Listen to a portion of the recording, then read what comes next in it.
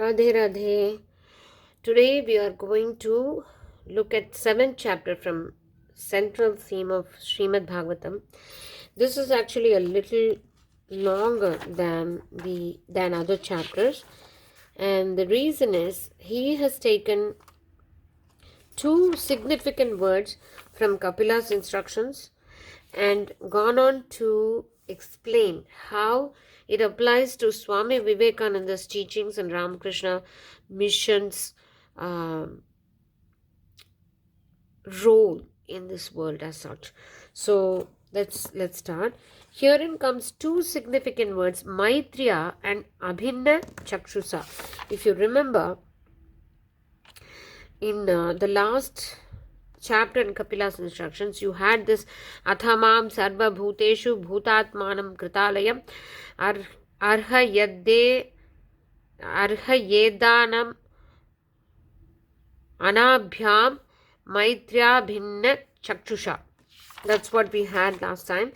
Abhinna and Chakshusha and Maitriya. So first you have to be friendly. Maitriya is friendly. When you go to an Indian village to work, villagers are afraid of you. Why?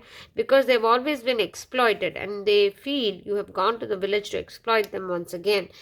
Therefore, you have to be their friend first and then only you can serve them properly. Lastly, one profound expression comes that is central in Vedanta, especially Advaita Vedanta. What is that? Abhinnena Chakshusha. With an attitude of separateness. We are all one. We are not separate. What a lofty concept. India has preached this Abhinnena Chakshusha since the Upanishadic times, but this country has always practiced Bhinnena Chakshusha. Casteism and all sorts of human slavery we have practiced here for centuries. Swami Vivekananda went around India and saw the suffering of the people.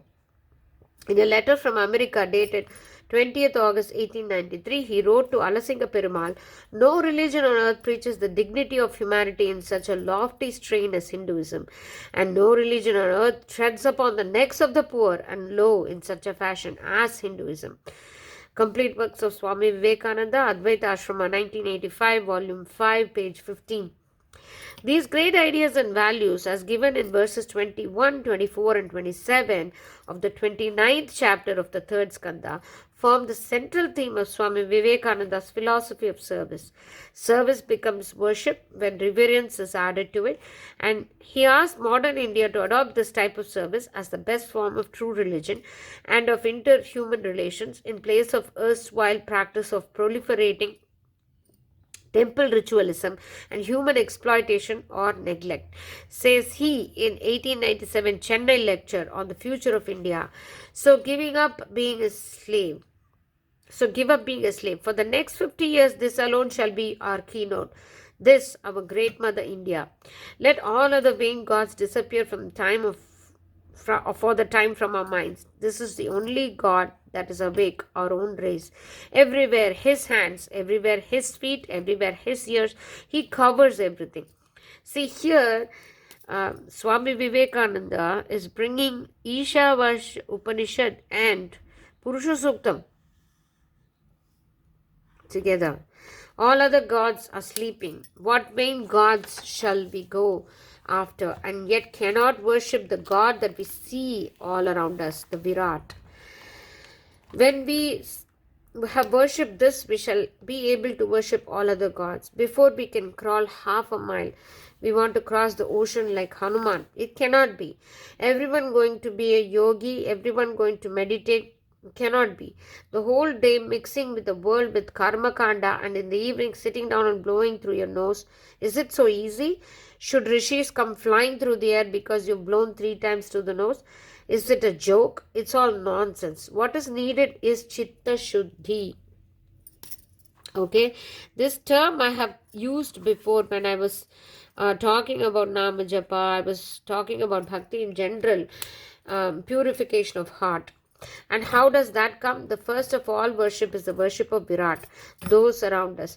Worship it. Worship is the exact equivalent of the Sanskrit word, and no other English word will do. These are all our gods, men and animals. And the first gods we have to worship are our countrymen. These we have to worship instead of being jealous of each other and fighting each other.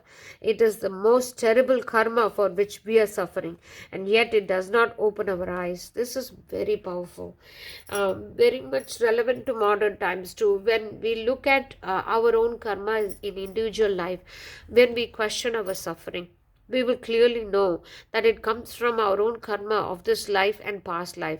When it comes to societies, countries, if you just extrapolate it to larger groups of people, you would see that in history, karma has acted its course. Not getting into anything of politics and geography here. If we were to observe groups of people and our own karma, and guna and karma, that's what decides what happens to us as people. That's exactly what he has said, that we, instead of worshipping the Virat around us, which is our own nature, our own world around us, our own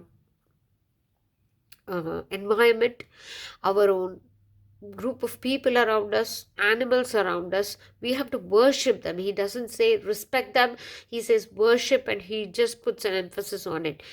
Unless and until you are able to worship another, that is, worship the God within the other, it's not going to happen for you, is Vivekananda's stance. That is Abhinena Chakshusha. So I am going to, they say Namaskaram, Naman, Namaste.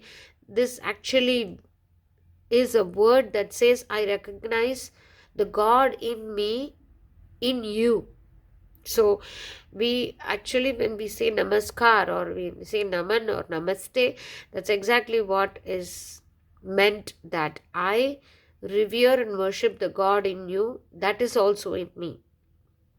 So if that is not, we just say Namaste, but that's not lived out, then spirituality is just going to be another thing which we will be fighting about, as Swami is noting here. We might as well misunderstand this message of worshipping God in a human being by doing ritual worship to a passerby, as we do to images in our temples. This will be ludicrous besides being a nuisance to the human being concerned. However, the verse gives us guidance in the field of worship. We are told how to perform this worship of God in man. It is through dana and mana, that is, through rendering service imbued with respect. So that's also said in Kapila's instruction. How will you ever worship another? Just by respecting him and giving him what he needs. Charity. If a man, or it's not even charity, it's just serving him right in front of our eyes, whatever he needs. For example, if a child is crying, let's just put it in a very, very elementary level. The mother just runs to the child, picks him up and, gives him milk, or if he's hungry, or if he's to be put to sleep, if his diaper needs to be changed, immediately what is in front of her she would do. That is service. That is dana. Actually, that is dana. It's not like, giving in charity hundreds of thousands of dollars or rupees to some ashram. You could do that too. No one's stopping you from doing that. If you have, money to give to the poor. But if it is the service that is rendered through your physical being, that's all you have there, that's what's right in front of you, that's what's demanded, that's what you will do. That's how you worship somebody around you. If a man or woman is hungry, provide him or her with food. If he or she were unemployed, find him a job, and so on. Standing on the highest social pedestal and rendering these helps, throwing a few coins at him or her will not do. That is mere arrogance. It also destroys the self-respect of the recipient. It is charity proceeding from the politics of feudal domination. Give it up, says the verse, and adopt the reverential service relevant to our democratic polity, which is meaning of worship. So this is reverential service we are talking about. And we know in the current times there are big organizations, some of the wealthy men who create organizations, trusts, and say, oh, I'm going to be giving charity. Some people are even called philanthropists while they have nothing to do with philanthropy. They are completely selfish mode, serving their own interests just in the name of philanthropy. That's all mere arrogance, he says. Throwing some coins at some cause that actually is serving you again is not charity. Real charity comes from reverential service. That's what he wants us to do. Mana and dana, respect and service. How in fact does work become worship? Through the addition of just one value, namely reverence. We cut grass in a temple compound with reverence. That makes it kainkaryam. This is a huge thing in Vaishnavism. In the Iyengar tradition, they always say kainkaryam. They always say that. They made this into their daily life. For example, they cook at home. I've seen this, done while I was in India, and especially my home is close to a Balaji temple, a Narayan temple. So people around there, they cook for their home, and sometimes they cook for Lord and they take it with them. They make something for those priests that are there, especially in COVID time. My mother took upon herself to make coffee and put it in thermos flasks and take them to the priests there, because they were first of all not being paid and the temple was mostly closed. They had nothing, they couldn't go home because of all the restrictions. They had to be there certain number of hours. They couldn't eat or drink, and she was doing that as a service. That's called kainkaryam. Now, apart from this dana and mana, the verse adds two more attitudes that are important: Maitreya and Abhinna Chakshusha, in a spirit of friendliness and with an attitude of non-separateness. I may be in a hut and you on a throne, or vice versa, but no separatedness needs to be felt, for we all have the same God in us. That is the mark of democracy of spirituality and spirituality of democracy, and this is a beautiful thing. So here, not only is spirituality opened up, it is opening up a way to live for the entire society. This way, everybody will actually have liberty and justice for all. We all have equal citizenship status in a democratic state. So, spirituality, when it is followed in its true sense, and that is something that that's always going to be in my mind when I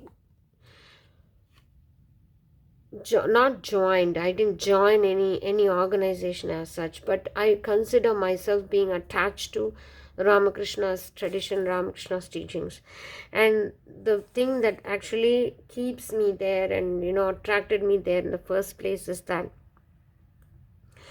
number one, Thakur always says there are many paths, and never to say that your path alone is right. And not to mention any separate paths, but I have seen there are paths, there are organizations, there are religions that do this. They do service, they do serve a lot of people. I've seen so much charity and so much service that goes on by religious groups as such. They would go to villages, they would give poor people food, they will do all this, and then they would just say, you follow my path, because my path alone is right, and that's what's going to take you.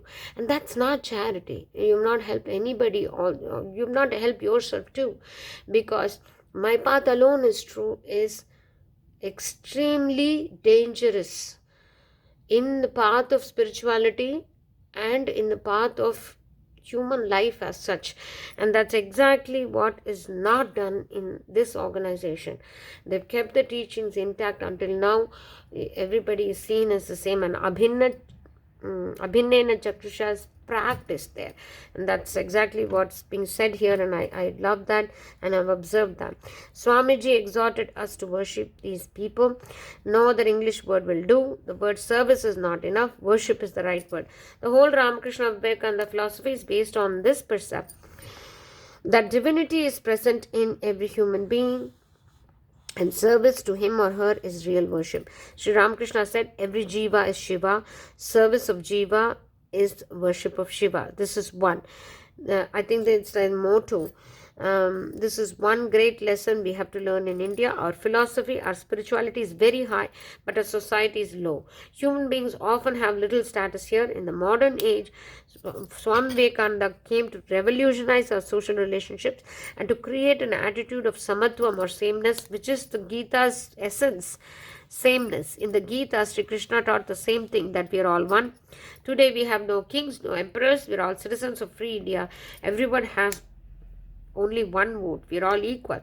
This is called democracy. And all our political aspirations and methods that are currently being followed tally with this teaching. Here is therefore a great Vedantic idea, abhinnena chakshusha. And this applies to every human being, irrespective of caste, creed, race, or social status. That divinity is there in every human being was a unique discovery of the Upanishads. That idea developed later on through the Gita and then through Bhagavatam and many other sacred books. And today, Sri Ramakrishna and Vivekananda have added a new dimension to this concept by preaching the worship of God through service to man. That idea is to be found in the third skanda of Bhagavatam. This is where it says that dana and mana is what you give other, and that way you are going to worship another. Why worship another? Because God pervades and lives in every human being, every being actually. So Kapila says, I am not at all pleased by being worshipped in an image accompanied by various high items of ritual worship by those who insult me in various living beings. So this needs to be taken with context. As I told, you have to serve others. Then what we do is a mistake. Okay, I'm serving another. So all these things, ritualistic worship is meaningless, and others are doing it, so they're all fools. If you take up that attitude, once again you are insulting another group that's genuinely believing that they are doing spirituality. So if you were to take this to extremes and say, Swami Vivekananda and Ramakrishna have asked me to serve another and that's all there is to spirituality, then we will be mistaken. You have to read the entire literature, take it with the context. Same Sri Ramakrishna always pushes bhakti also, and developing a relationship between God and realizing him and seeing him. And he is taught how to by his one part of his life with Ram Lala. He has a Ram Vigraha and he completely becomes Hanuman and starts to serve him and completely realizes him. And then comes his Advaitic venture with Totapuri. And then you always have his Kali's bhakti and the way he realized that Divine Mother alone has become everything.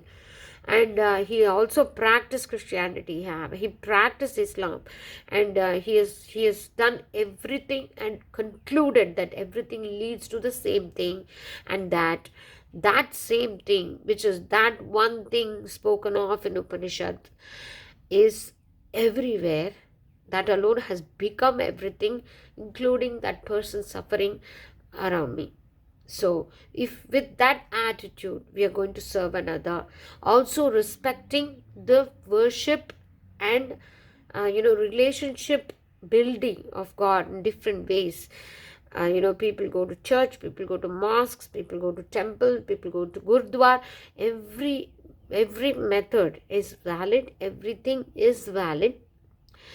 Everything should be done with respect to another and serving another. That's what this whole thing tells me.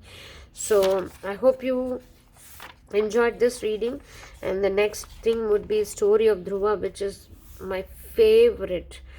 Out of Bhagavatam, my favorite is story of Dhruva and Puranjanopakyana, and there is story of Pingala, which I really like. Ajamila, such a hopeful and beautiful story of Ajamila. In Bhagavatam, there are so many beautiful things in Bhagavatam that you can just immerse yourself in. So the next reading would be that. I'm very excited for the next reading. I hope you're all reading the Bhagavatam. If you have picked up one, you're reading the Gita, you're always in touch with scriptures, Ramayana, Mahabharata, Hanuman Chalisa, whatever is your jam, you're all doing it and you're connecting with God continuously. I hope Lord Shri Krishna blesses us all with knowledge and humility and strength to stick with these things that we are doing. Radhe Radhe.